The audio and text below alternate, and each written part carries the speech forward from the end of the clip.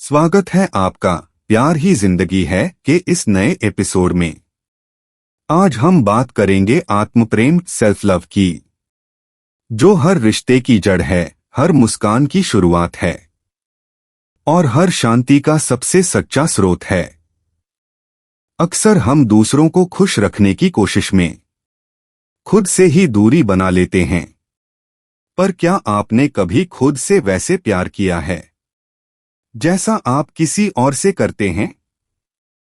आज हम समझेंगे कि आत्मप्रेम क्या है, कैसे यह हमारे मानसिक स्वास्थ्य, आत्मसम्मान और जीवन संतुलन में एक गहरा और स्थायी प्रभाव छोड़ता है। तो आइए रमेश चौहान की पुस्तक love is life, life is love के 6ठे अध्याय सेल्फ लव से उद्धरणों के माध्यम से जानते हैं आत्मप्रेम का वास्तविक अर्थ, उसका विकास और उसका मूल्य।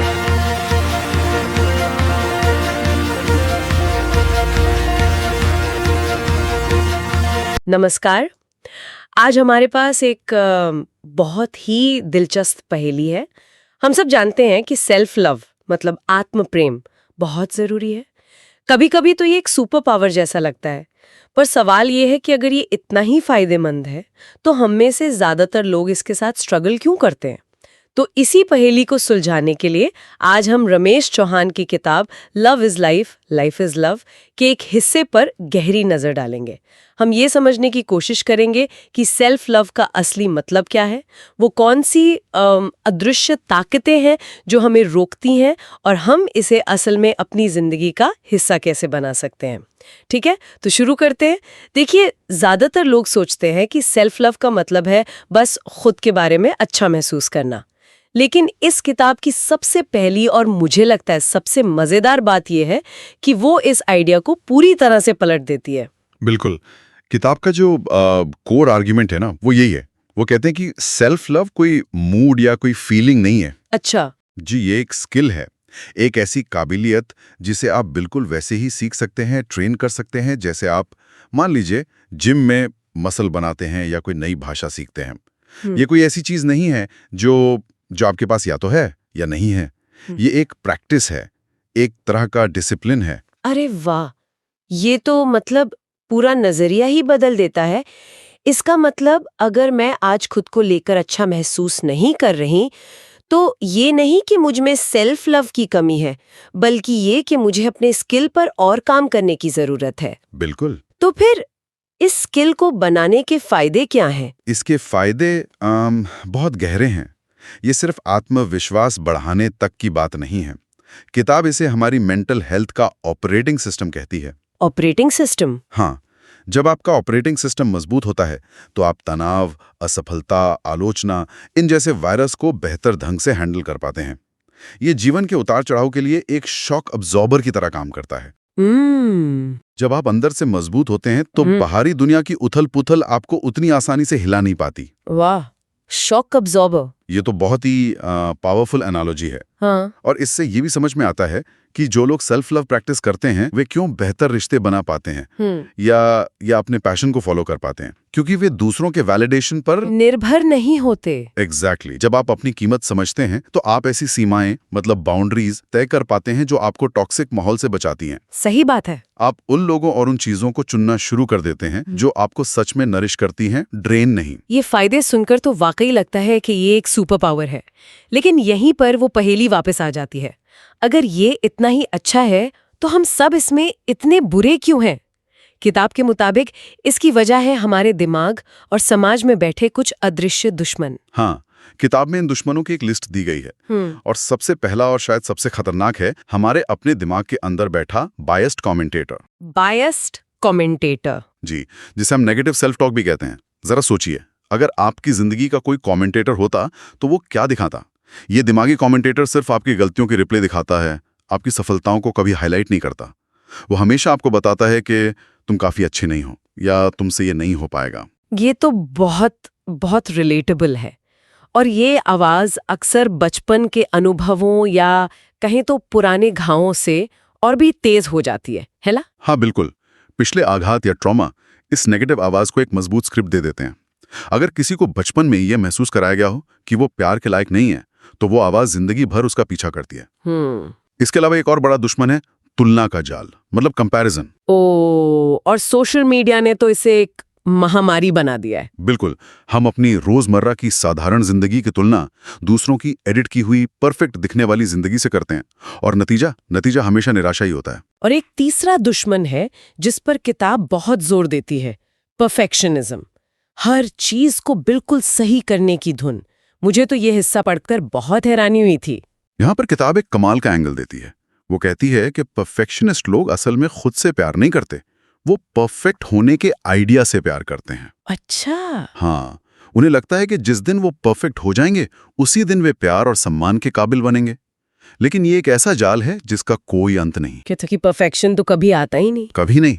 वो हमेशा उस मंजिल का पीछा करते रहते हैं जो असल में है ही नहीं। अगर इन तीनों दुश्मनों को एक साथ रखकर देखें, मान लीजिए किसी को काम पर कोई नेगेटिव फीडबैक मिलता है, तो बायस्ड कमेंटेटर तुरंत कहता है, देखा, मुझे पता था तुम फ्रॉड हो। फिर तुलना का जाल फुसफुसाता है, रिया को कभी ऐसा फीडबैक नहीं मिलता। और फिर परफेक्शनिज्म चिल्लाता है, तुम एक नाकाबिल इंसान हो क्योंकि तुमने गलती की। ये तो एक पूरा गैंग है जो एक साथ हमला करता है। आपने इसे बिल्कुल सही समझा। ये एक चक्र है। नेगेटिव सोच तुलना को जन्म देती है और परफेक्शनिज्म उस आग में घी का काम करता है। ये एक मानसिक जाल है जिसमें ज्यादातर लोग फंसा हुआ महसूस करते हैं। तो अब सबसे जरूरी सवाल पर आते हैं, इस जाल से बाहर कैसे निकलें? क्या किताब हमें इन दुश्मनों से लड़ने के लिए कोई ट्रेनिंग मैनुअल देती है? हाँ, बिल्कुल देती है। और ये रणनीतियां बहुत प्रैक्टिकल हैं। पहली और सबसे जरूरी ट्रेनिंग है अपने बायस्ड कमेंटेटर को रीट्रेन करना। इसे किताब सकारात्मक आत्मचर्चा या पॉजिटिव सेल्फ टॉक कहती है। यहाँ मुझे एक सवाल पूछना है, क्या ये कभी-कभी बनावटी या फेक नहीं लगता? मतलब जब सब कुछ गलत हो रहा हो तो खुद से कहना कि तुम बहुत अच्छी हो, ये थोड़ा मुश्किल है। ये झूठी तसल्ली देने जैसा नहीं लगता? ये एक बहुत ही जायज सवाल है और किताब साफ करती है कि इसका मतलब खुद से झूठ बोलना नहीं है। इसका मतलब है अपने दिमाग की डिफॉल्ट सेटिंग को बदलना। Default setting? हाँ, अभी डिफॉल्ट सेटिंग नेगेटिव पर है, हमें उसे बदलकर बैलेंस्ड पर लाना है। इसका मतलब है कि अपनी गलतियों के साथ साथ जानबूझकर अपनी छोटी छोटी जीतों पर, अपनी ताकतों पर, अपने अच्छे गुणों पर भी ध्यान देना। ये उस कमेंटेटर को मजबूर करने जैसा है कि वो अच्छे शॉट्स के भी रिप्ले दिखाए, सिर्फ छूटे हुए कैच के नहीं। ठीक है, ये समझ आया। ये बैलेंस बनाने के बारे में है, अंधा होकर पॉजिटिव होने के बारे में नहीं। ओके, तो दूसरी रणनीति क्या है? दूसरी रणनीति है आत्मकरुणा, यानी सेल्फ कंपैशन। इसका मतलब है कि जब आप असफल हों या कोई गलती करें तो खुद के सबसे बड़े आलोचक बनने के बजाय खुद के सबसे अच्छे दोस्त बने। जरा सोचिए, अगर आपका कोई दोस्त मुश्किल में हो तो क्या आप उसे डांटेंगे और कहेंगे तुम कितने बेवकूफ हो? नहीं, बिल्कुल नहीं। मैं तो उसे सहारा दूंगी। बस, आत्मकरुणा का मतलब है खुद को वही सहारा देना। लेकिन इसमें और बहाने बनाने में क्या फर्क है? कोई अपने गलतियों से सीखने के बजाय ये भी तो कह सकता है, कोई बात नहीं, मैं तो ऐसा ही हूं। क्या ये हमें सुधार करने से नहीं रोकेगा? ये एक और बेहतरीन सवाल है। देखिए, किताब इन दोनों के बीच एक बहुत साफ लकीर खींचती है। खुद की आलोचना मतलब सेल्फ क्रिटिसिज्म हमें शर्म और डर में फंसा देती है, जिससे हम दोबारा कोशिश करने से भी डरते हैं। वहीं आत्मकरुणा यानी सेल्फ कंपैशन हमें एक तरह की सुरक्षा का एहसास देती है। वो कहती है, हाँ, तुमसे गलती हुई, ये इंसान होने का हिस्सा है, चलो देखते हैं कि हम इससे क्या सीख सकते हैं ताकि अगली बार बेहतर कर सकें। अच्छा, तो ये हमें सुधार करने से रोकती नहीं, बल्कि उसके लिए एक सुरक्षित माहौल बनाती है। ये कहती है, you are worthy of love despite your flaws, ना कि यू आर परफेक्ट। ये फर्क, ये बहुत जरूरी है समझना। और तीसरी रणनीति शायद सेल्फ केयर से जुड़ी है। हाँ, लेकिन किताब सेल्फ केयर को बबल बात या महंगी छुट्टियों से आगे ले जाती है। वो इसे जरूरत की चीज बताती है, लग्जरी नहीं। जरूरत की चीज? जी, जैसे आप अपने फोन को रोज चार्ज करते हैं ताकि वो काम करता रहे, वैसे ही सेल्फ केयर आपके शरीर और मन को रिचार्ज करने का तरीका है।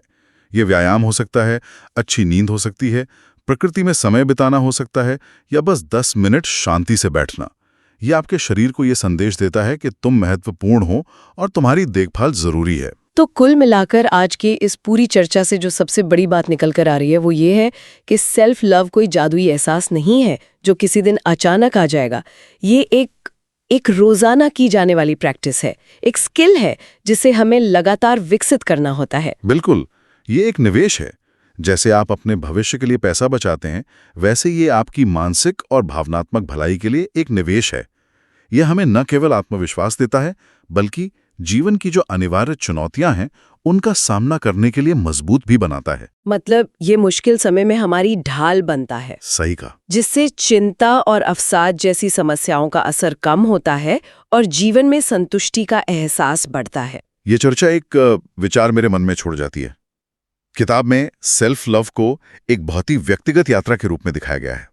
सारी रणनीतियां व्यक्ति पर केंद्रित हैं, लेकिन क्या हमारे समाज और हमारे समुदायों की भी इसमें कोई भूमिका नहीं है? क्या हम एक ऐसा माहौल बना सकते हैं जहां तुलना और परफेक्शनिज्म के बजाय करुणा और स्वीकृति को बढ़ावा मिले, जहां लोगों को उनकी उपलब्धियों के लिए नहीं बल्कि वे जैसे हैं उसके लिए महत्व दिया जाए? ये सोचने वाली बात है।